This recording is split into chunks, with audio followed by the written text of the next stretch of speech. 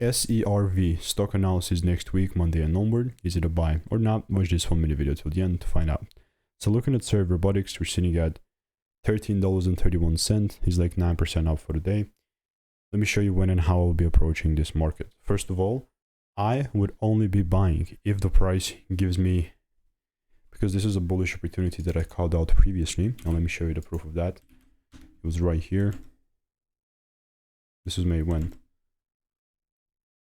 4 days ago on 23rd of July. It doesn't happen, but then I'm not buying, you know, so it's going to be interesting. That's the way that I would have approached this. And so far, the next upcoming few days are going to be very similar.